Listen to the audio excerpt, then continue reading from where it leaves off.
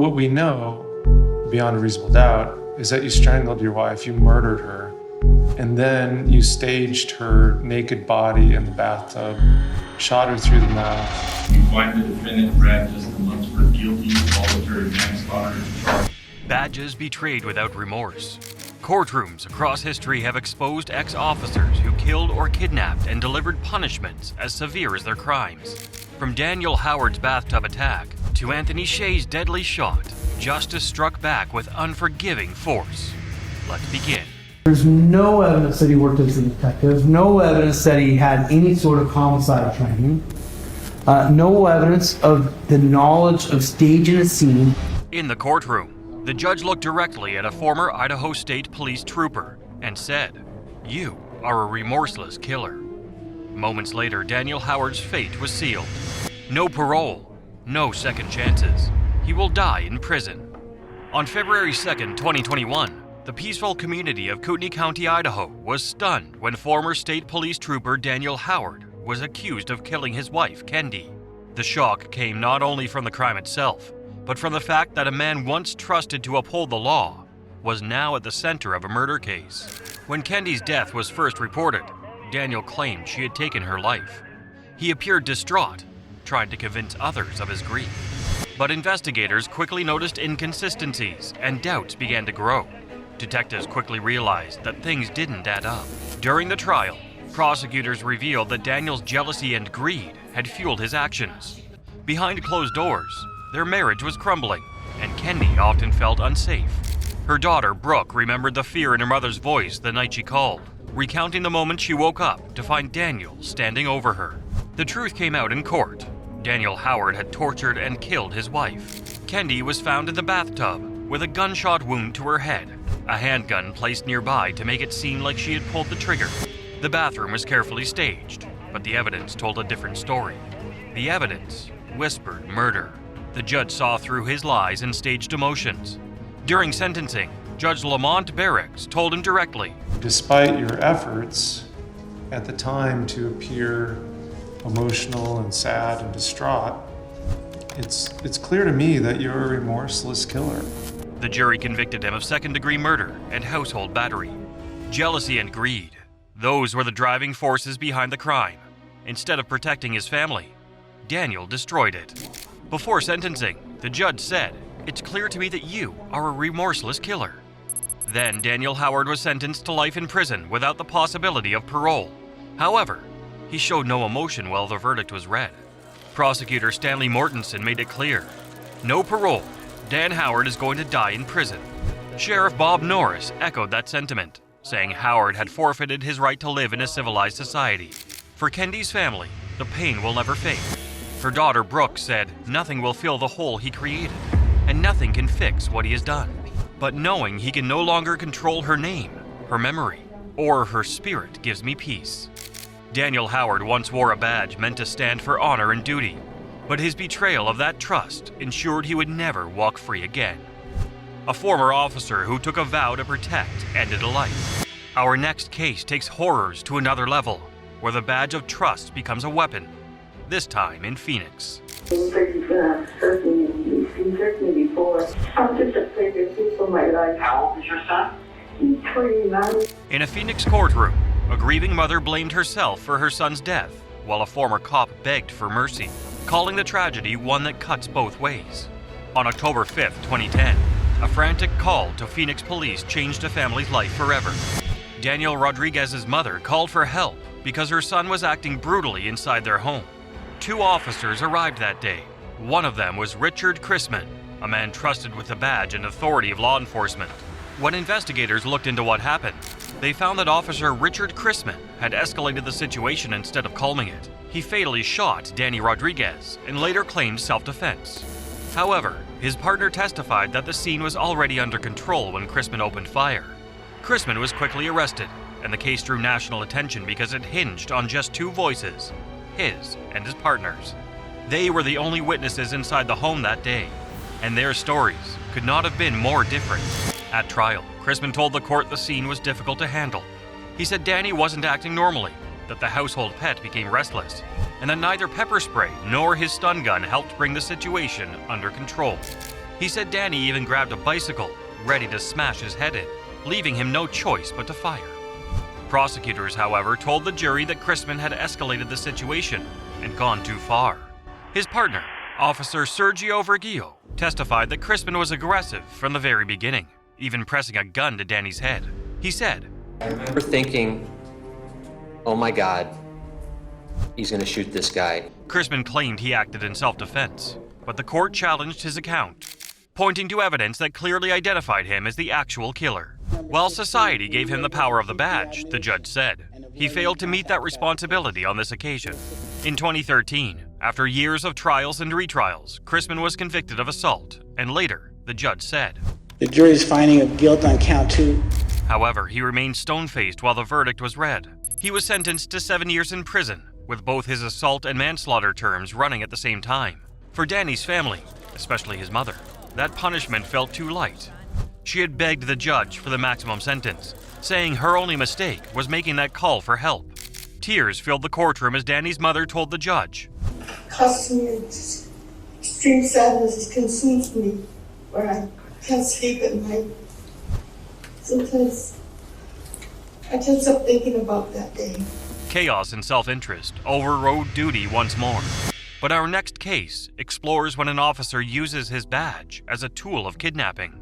I think he played a key role in this case. The biggest part was the night of the murder. I know it was him who gave the police my name. Former Dedham cop Michael Shaner gave his badge, gun, and handcuffs to help kidnap an Avon father.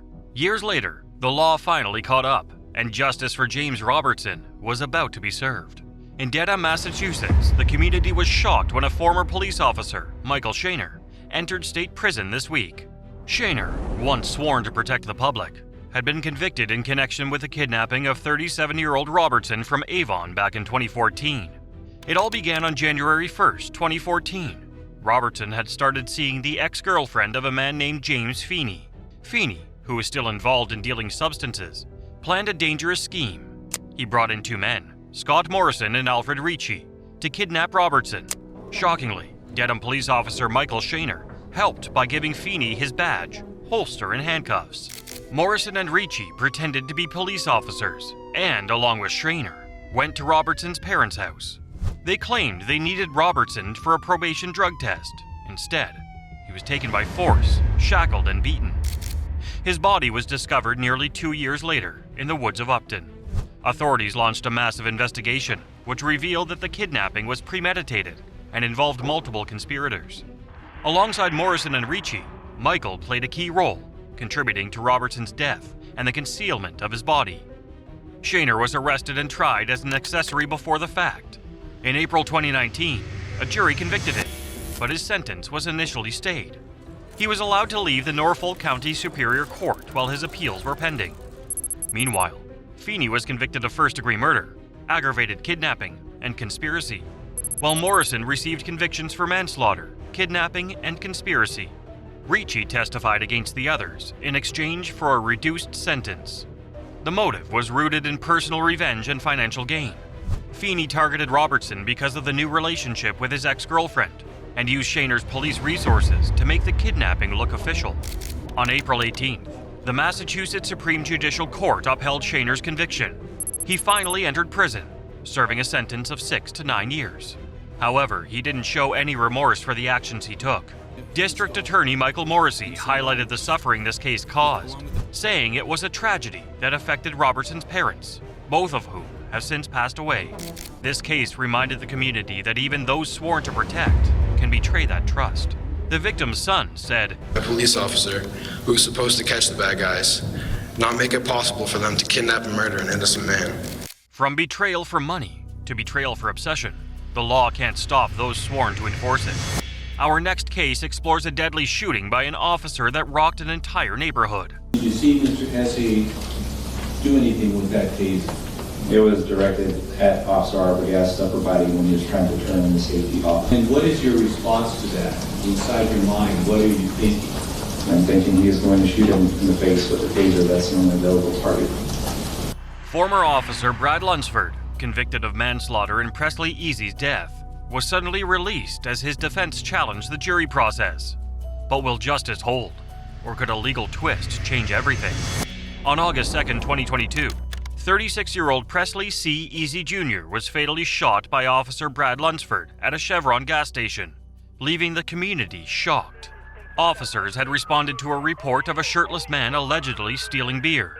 During the encounter, Easy, who was seated in a vehicle, allegedly tried to grab a second officer's taser. Lunsford then shot him at point-blank range in the back of the head. The incident quickly became a legal nightmare. Lunsford was charged and ultimately found guilty of voluntary manslaughter with a firearm enhancement. But the case didn't end there. His defense team immediately filed motions challenging the conviction, claiming procedural errors during the jury process. During the trial, investigators reviewed every detail of the shooting. Evidence showed that Lunsford had responded to an emergency call and that the shooting occurred while he was on duty. But questions arose about whether the jury had been properly selected and whether Lunsford's rights were fully protected during the trial. On February 26, 2025, Lunsford's attorney requested his immediate release, arguing that 2 jurors were improperly replaced on the final day of the trial. The court had to act quickly, weighing the seriousness of the conviction against the legal claims raised by the defense. The defense argued that procedural mistakes, not malice, were at the heart of the legal battle. They claimed that the jury errors violated due process and were sufficient grounds for a new trial. Meanwhile, the prosecution pushed back, saying the jury had acted based on the evidence and that Lunsford's supporters were attempting to influence public opinion. Lunsford was found guilty of voluntary manslaughter and charged with a firearm enhancement for the 2022 shooting of Presley Easy. However, he remained remorseless for what he did. Judge Jim Foy handed down a sentence that could see Lunsford spend up to 9 years behind bars. The case left many in Las Cruces torn. Some sympathize with Lunsford, believing the jury issue is serious. Others feel justice must be served for Presley Easy's tragic death. There is likely to be a counter reaction that divides members of the community. One thing is clear. This case isn't just about one officer or one shooting. It's about trust, justice, and the system that holds everyone accountable, no matter their badge. A life sworn to protect was instead stolen by someone trusted to serve. Our next case takes betrayal to the next level. A deputy turned husband becomes the judge of his own wife's fate. Her husband, Anthony Shea, called 911 after saying he'd walked into her bedroom and found her shot. In a Florida courtroom, all eyes were on former Orange County Deputy Anthony Shea. The judge looked at him and said, "You will remain in custody." The decision was final. No bond. On October 14, 2024, 39-year-old Orange County Deputy Lieutenant Ellie Shea was found dead in the master bedroom of her Orlando home. She had devoted her life to protecting others, but her own life was cut tragically short. The person accused of her murder, her husband, Anthony Shea, is a former deputy who once stood alongside her in service and trust. Investigators quickly uncovered that Anthony Shea had attempted to cover his tracks. He allegedly used Ellie's phone to send texts to himself, creating an alibi to make it seem like he was away when she was killed. An emergency call captured Anthony panicking, saying, "I need help. My wife's been shot. Help. She's a deputy. I used to be a deputy." Deputies discovered Lieutenant Shea's body and immediately launched an investigation. During the probe, authorities obtained a voice message she sent 2 months earlier to a friend, revealing her inner struggles. Evidence presented in court linked Anthony to the crime. His DNA was found on the trigger of the gun that killed Lieutenant Shea. Crime scene photos and reports from the Florida Department of Law Enforcement further supported the case. However, his defense attorney challenged the evidence, claiming Anthony's prior contact with the gun could explain the DNA and questioning the reliability of the audio recordings. Despite their troubled marriage and Lieutenant Shea seeking a divorce, prosecutors revealed that Anthony wanted to repair the relationship while his own life was falling apart. Just 45 minutes before her death, Lieutenant Shea was seeking guidance on surviving a traumatic event she had endured, providing a possible motive for Anthony's actions. I'm not taking the easy way out. I gotta be here for my girls. At the bond hearing, the judge made the decision to deny bond, recognizing the seriousness of the allegations. State Attorney Monique Worrell emphasized, "This case is about honoring the life of a woman who dedicated herself to protecting others. Her service, sacrifice, and memory deserve justice." For the law enforcement community, colleagues, family, and friends, the loss of Lieutenant Ellie Shea has been devastating. A life devoted to service ended in betrayal by someone she trusted most.